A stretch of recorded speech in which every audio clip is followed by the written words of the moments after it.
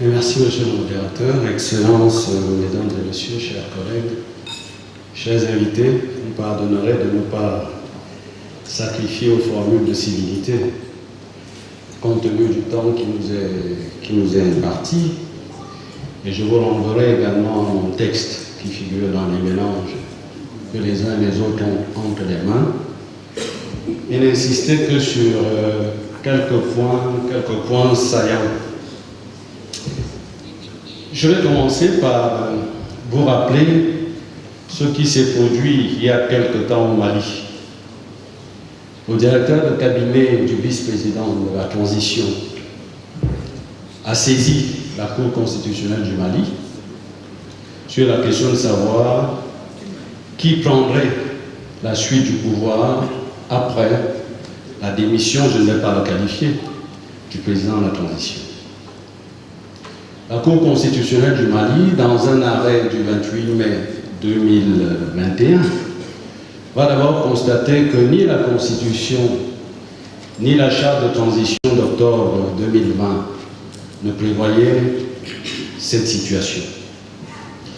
Et par voie de conséquence, constatant un vide juridique, cette constitutionnelle va par un artifice d'interprétation considérer que, comme régulateur du fonctionnement des pouvoirs publics, elle pouvait donc installer comme président et chef de l'État le vice-président de transition, afin d'éviter un blocage des institutions et une rupture dans le fonctionnement régulier de celle-ci.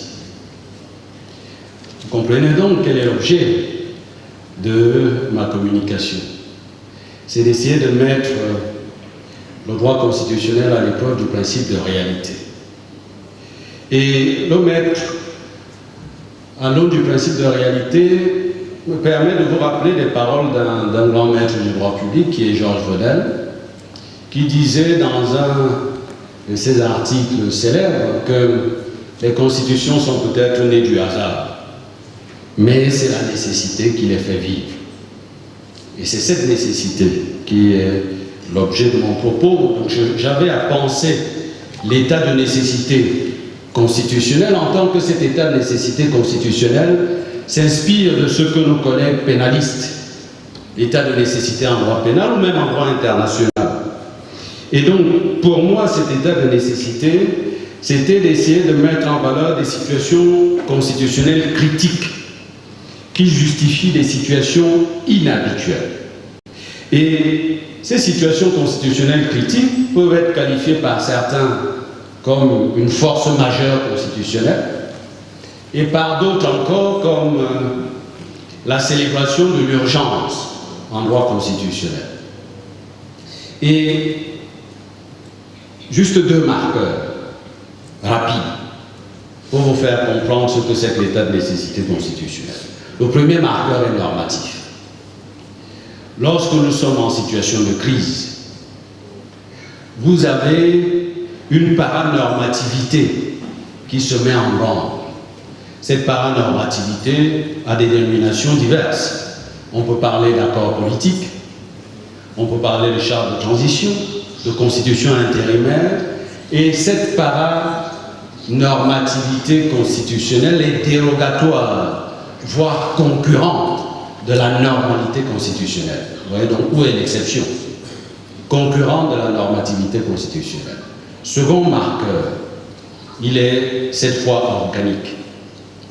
Lorsque vous prenez un certain nombre de situations, vous voyez bien que le juge constitutionnel procède à ce que j'appellerais des excroissances de compétences.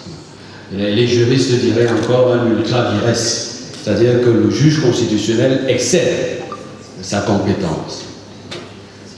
Face à des situations de nécessité, pensez, et je ne prendrai que cet exemple, à la situation gabonaise.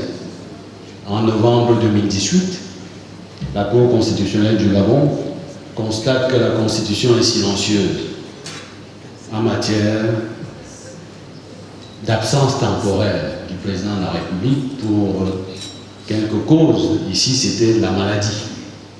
Et cette Cour constitutionnelle en vient à compléter, à écrire de façon concurrente au pouvoir constituant la norme constitutionnelle. Donc vous voyez qu'on est là aussi dans la figure de l'exception. Alors, que dire pour terminer? Je dirais que certains juristes classiques parlent de la constitution, du constitutionnalisme de crise. Je pense pour ma part qu'au lieu de constitutionnalisme de crise, et là on touche encore à l'exception, on devrait plutôt mettre en valeur un droit constitutionnel de la nécessité. Et ce droit constitutionnel de la nécessité permet de tordre le cou à la figure infantilisante du mimétisme constitutionnel et de célébrer les localismes constitutionnels en Afrique. Je vous remercie de votre attention.